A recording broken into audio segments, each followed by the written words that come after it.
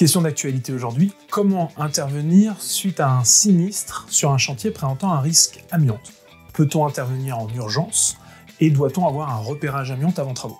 Alors, concernant le délai d'intervention, il faut savoir si on est en sous-section 3 ou en sous-section 4. Dans le cas de travaux en sous-section 3, désamiantage, traitement d'amiante, dans ces cas-là, le délai de 30 jours normal pour envoyer le plan de retrait peut être réduit à 8 jours. Ce délai 8 jours est incompressible, donc en cas de sinistre, si vous avez des opérations de traitement d'amiante à faire, il faudra un délai de minimum 8 jours après le dépôt du plan de retrait.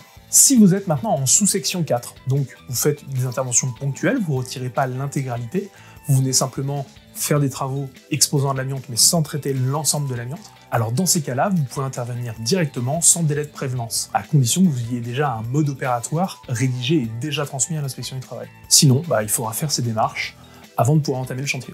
Maintenant, deuxième question, est-ce qu'il faut un repérage amiante avant travaux?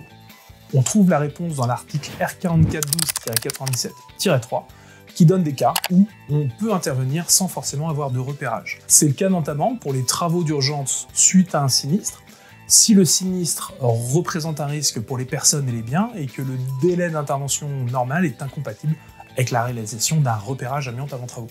On peut se passer également de repérage si jamais l'opérateur de repérage estime que c'est trop dangereux pour lui d'aller faire ce repérage dans ces conditions. Donc on l'a vu, dans certains cas, on peut se passer de repérage, mais dans ces cas-là, il faudra travailler sur les matériaux comme si la présence d'amiante était avérée. Donc, évaluation du risque et mise en place des moyens de protection individuels et collectifs conformément à la réglementation amiante.